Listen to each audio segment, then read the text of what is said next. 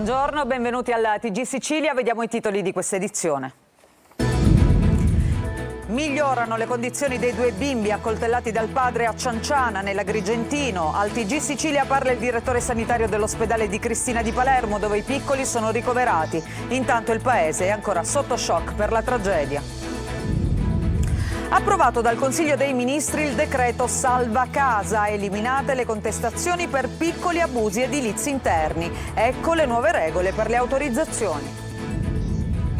Sicilia alle prese con la siccità, i comuni corrono ai ripari. A Messina arriva un'ordinanza che vieta l'utilizzo di acqua per lavare l'auto o annaffiare le piante. Ridotte anche le docce in spiaggia. Catania ha chiuso il progetto sulla legalità dell'associazione antiracket Libera Impresa al Galileo Galilei. Presenti anche le sorelle di Renato Caponnetto, l'imprenditore freddato a Belpasso dalla mafia perché si era opposto al pizzo. Nel 2023 spariti in Sicilia 508 minori. Dietro questi numeri allarmanti si nascondono storie di fragilità, violenze e bullismo. Nella giornata internazionale dei bambini scomparsi, la Polizia di Stato si mobilita per aiutare famiglie e bambini a cercare aiuto. Calcio, le ultime da Avellino sulla sfida di questa sera che per il Catania vale la semifinale dei play-off di Serie C. In Serie B invece il Palermo dice addio al sogno Serie A, rosanero sconfitti 2-1 dal Venezia.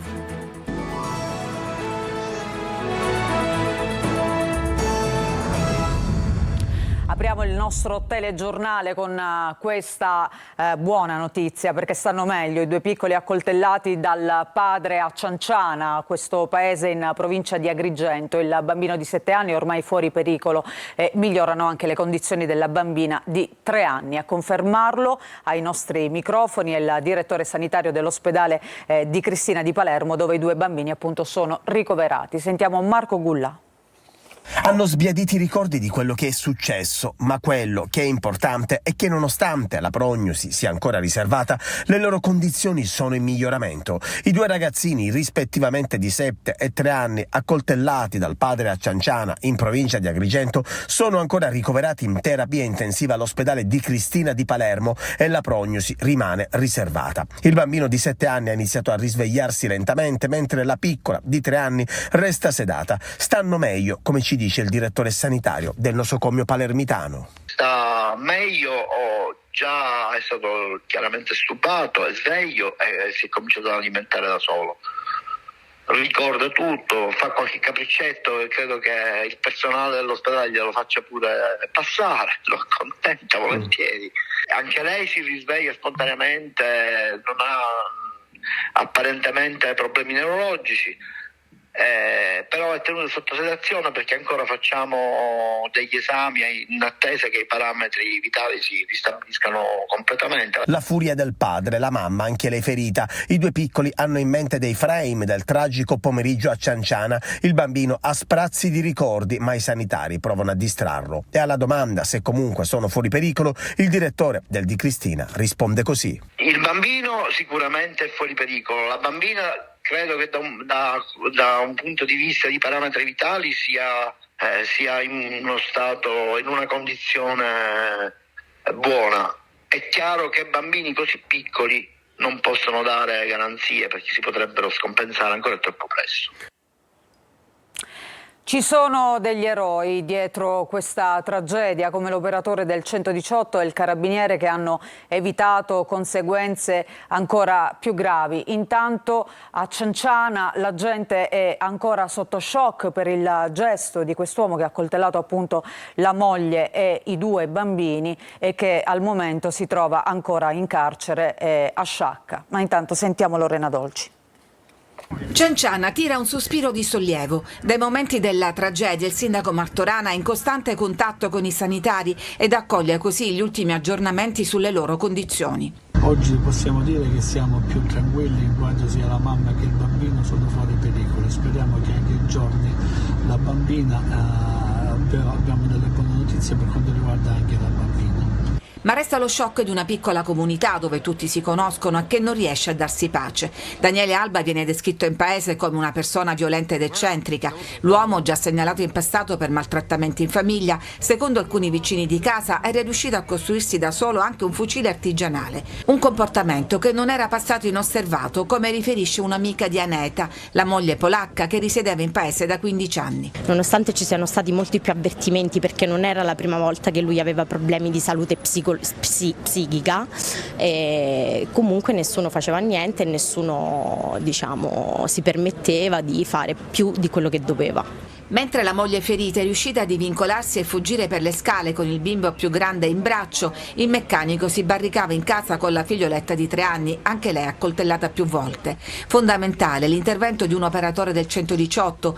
vicino di casa, che l'ha convinto a consegnare la piccola avvolta in una coperta, anche se era libero dal servizio. L'autista soccorritore non è solo un operatore che fa sbarellamento e sbarellamento. Questi ragazzi si trovano spesso in situazioni difficili e con grandi capacità riescono davvero ad approcciarsi nel modo migliore. Alla fine, dopo ore di trattative con un carabiniere del ROS, l'uomo ha deciso di arrendersi.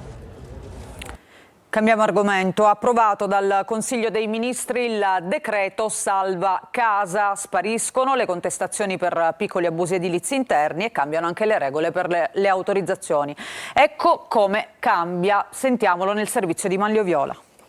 Addio ai piccoli abusi edilizi e alle sanzioni per quelle modifiche effettuate dentro gli immobili negli anni, quegli stessi interventi che hanno impedito a tanti di usufruire del super bonus edilizio negli anni scorsi o che hanno messo nei guai cittadini e condomini ai quali sono stati revocati i benefici in un primo tempo concessi.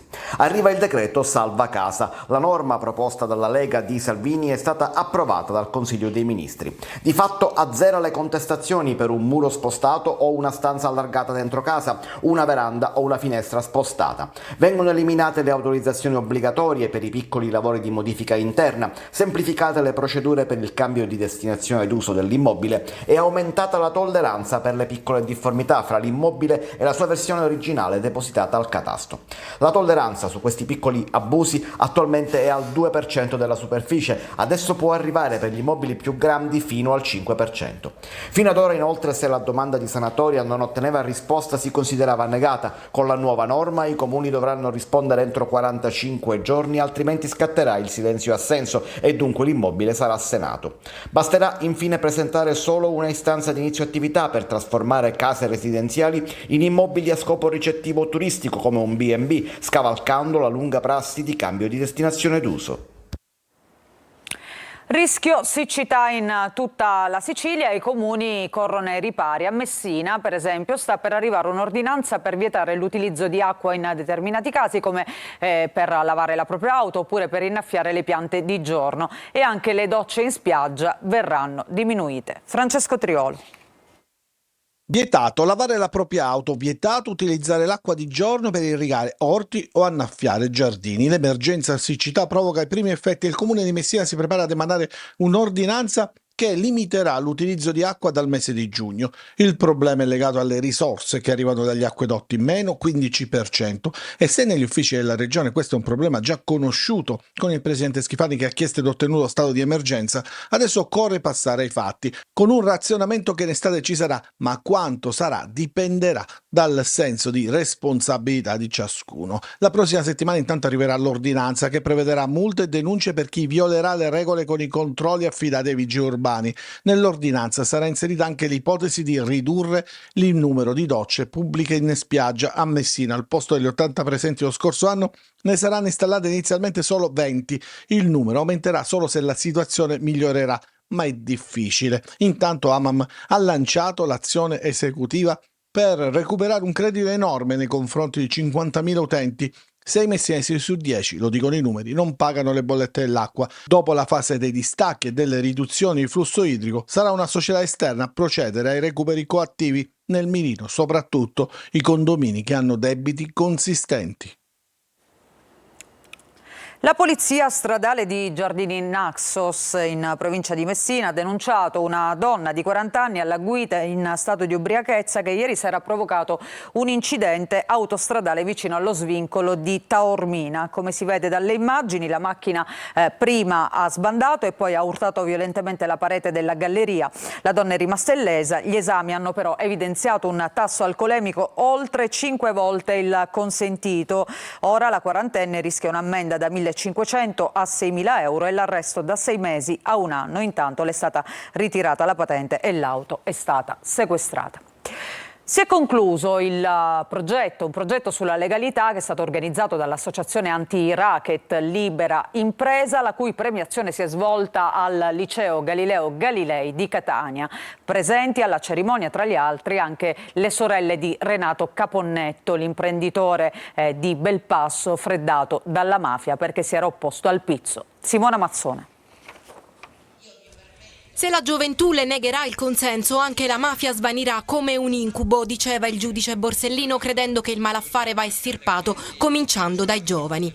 Così, in un clima di legalità e condivisione, si è concluso a Catania il concorso destinato alle scuole indetto dall'associazione anti-racket Libera Impresa. Il pizzo è il reato, diciamo così, più odioso che ci possa essere e quindi l'hanno sottolineato e marcato. Hanno partecipato diversi istituti del catanese, ospiti del Galileo di Catania. I ragazzi è giusto che sin dalla loro giovane età sappiano quali sono i veri valori e la vera strada da intraprendere, quella dell'onestà e della legalità. I giovani hanno la grande responsabilità di rifiutare quei soldi facili, parvenza di ricchezza e potere con cui la malavita tenta di assoldarli. La criminalità opera, è dentro di noi e cerca soprattutto le fasce più deboli per aggregare, per dargli un modello, uno stile di vita e non è solo, come dire, introdurli al crimine, ma affascinarli con l'idea di una falsa ricchezza. Tra gli associati di Libera Impresa anche le sorelle di Renato Caponnetto, l'imprenditore freddato dalla mafia a Belpasso perché si era opposto al pizzo. Esempio di coraggio che va spiegato ai più giovani, soprattutto dalle istituzioni. Bisogna da un lato caricarli di ottimismo, dall'altro cercare di spiegare loro che la vita poi non è così nera come a volte si può far apparire, che la legalità comincia dalle piccole cose al loro interno, nel loro ambito sociale, nelle loro frequentazioni. Le borse di studio sono andate ai primi 3 alunni classificati, rispettivamente Giorgia Rapisarda del Galilei di Catania, Alessandra Pittera della Verga di Adrano e Giacomo Milazzo della Bonaventura Secusio di Caltagirone. Penultimo appuntamento con i confronti elettorali in vista delle Europee 2024, oggi alle 14.30 in diretta su Telecolor e in replica alle 21.30 su Antenna Sicilia nella trasmissione Il Punto, con l'edizione speciale dedicata alle elezioni curata e condotta da Luca Ciliberti. Saranno presenti all'incontro i rappresentanti di Azione con Calenda, Stati Uniti d'Europa di Renzi e Bonino, della lista Libertà di Cateno De Luca, i Verdi e ancora i coordinatori delle liste Alternativa Popolare e Pace, Terra e Dignità di Santoro. Il programma sarà trasmesso anche in streaming sulla Sicilia Web e su Sicilia Play. E adesso andiamo ad Agrigento. Al reparto Hospice dell'ospedale San Giovanni di Dio è stato organizzato un incontro per promuovere la cultura del sollievo dalla sofferenza fisica e morale a favore dei pazienti terminali. Davide Sardo.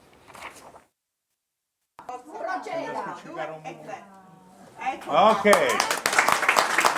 Quando il sollievo solleva dalla sofferenza terminale e quando ricorrono delle occasioni per riflettere sulle cure palliative e la loro finalità.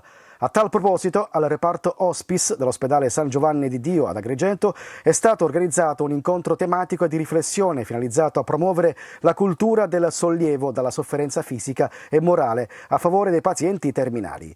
L'iniziativa ricorre in occasione della 23esima giornata nazionale del sollievo ed è stata promossa dall'azienda sanitaria provinciale in collaborazione con l'associazione Onlus Pallium. Siamo molto grati ai volontari che fanno questo lavoro, ma siamo ancora più grati ai malati grati perché ci hanno insegnato tanto in questi anni, ci hanno insegnato a lavorare con il cuore, ci hanno insegnato che dietro una sofferenza c'è anche la possibilità di un sorriso. In presenza del direttore dell'ASP Giuseppe Capodieci è stato inoltre inaugurato l'albero delle donazioni. Questo albero rappresenta, sono state scritte tutte le famiglie o persone individuali che hanno fatto le donazioni proprio alla Pallium, ma noi devolviamo tutto al reparto.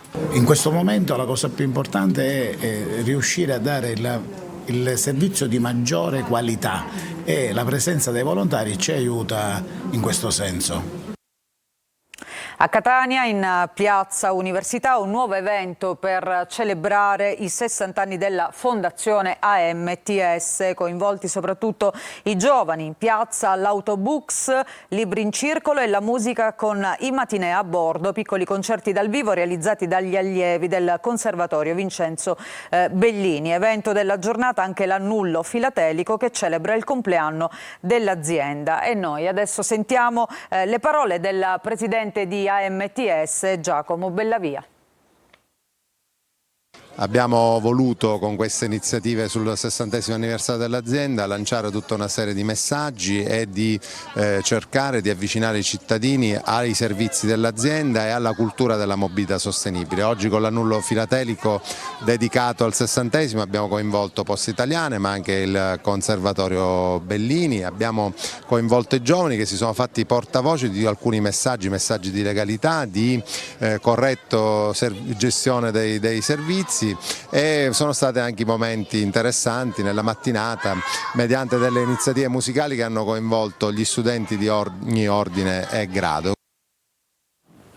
E queste erano appunto le parole del presidente di AMTS Giacomo Bellavia in occasione di questo compleanno, i 60 anni appunto festeggiati oggi a Catania. Intanto restiamo sempre a Catania, però parliamo di un altro argomento. Oggi è la giornata internazionale dei bambini scomparsi e la Polizia di Stato si è mobilitata per aiutare le famiglie con alcune informazioni utili rivolte ai più giovani che spesso non sanno a chi rivolgersi quando hanno bisogno di aiuto. Sentiamo.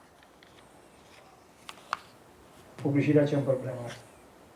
Dalla regia ci dicono che c'è un problema, ci fermiamo allora per la pubblicità, ritorniamo tra pochi minuti con altre notizie e poi con una ricca pagina dedicata al calcio. A tra poco. Provo? Sì, mi risento, per di più dopo un secondo. Bentrovati, seconda parte del nostro telegiornale. Allora dicevamo che oggi è la giornata internazionale dei bambini scomparsi e si mobilita anche la Polizia di Stato con una serie di iniziative. Noi siamo andati a Catania con Simona Mazzone, vediamo. Ora non mi sento più, è normale? No, invece mi sento. Sì.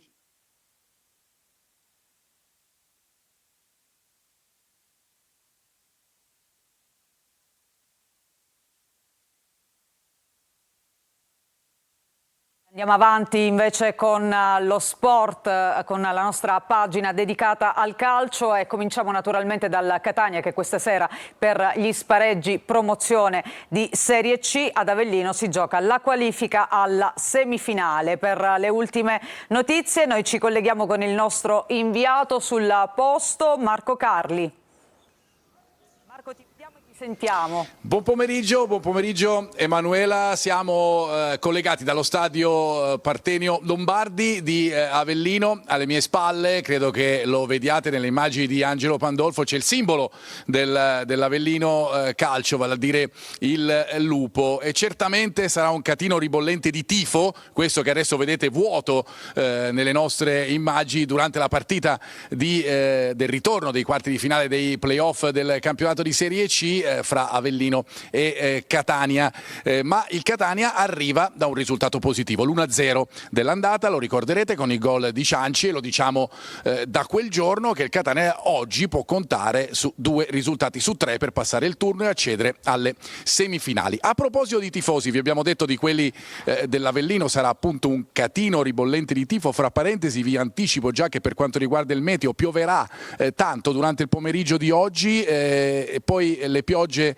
diminuiranno invece proprio nell'orario della partita. Dicevo dei tifosi, ce ne saranno 33 supporter rossazzurri. Ricordiamo che non possono venire a vedere la partita i residenti in Sicilia, bisogna essere possessori della tessera del tifoso. Saranno 33, la prevendita è finita ieri e questo è il numero dei tifosi rossazzurri che saranno allo stadio. Per quanto riguarda invece le ultime per le probabili formazioni, partendo dalla squadra di casa, ci sono dei ballottaggi soprattutto in difesa fra Cancellotti in Rigione e poi anche a centrocampo con D'Ausilio e Rocca. Per quanto riguarda il reparto offensivo dell'Avellino, è possibile che si integrano i 3 giocatori del reparto avanzato, vale a dire Sgarbi, Gori e Patierno. Andando invece al Catania, formazione pressoché confermata con una novità probabile a centrocampo: Ndoi al posto di Zammarini, che non sta al meglio, febbre per lui ovviamente. Se non ce la dovesse fare Zammarini, ci sarebbe al suo posto in caso Ndoi. Ricordiamo anche il collegamento a partire dalle 19:30 in diretta su Telecolor per raccontarvi questa gara fino alle interviste finali. A proposito di interviste, sentiamo che cosa ha detto Zeoli prima di questa partita e poi la linea può tornare allo studio. È una partita importante, la stiamo studiando anche sui cambi, perché comunque sia tante situazioni vengono a mutare anche per minutaggio, perché ci sono giocatori che hanno giocato tanto o giocatori che, ripeto, hanno affaticamenti particolari che ci possono dare una mano probabilmente nel secondo tempo. Adesso invece ci occupiamo dei play-off di Serie B, con il Palermo che non riesce in questa grande impresa e viene sconfitto a Venezia nel ritorno della semifinale, appunto play-off 2-1 per i veneti, che invece volano in finale. Marco Gulla. Nessuna impresa, nessun sussulto. Il Palermo perde anche il ritorno del... Questo era il nostro ultimo servizio, questa edizione del TG Sicilia termina qui, grazie per averci seguito, vi ricordo il prossimo appuntamento con l'informazione questa sera alle 20, a tutti voi un buon proseguimento di giornata.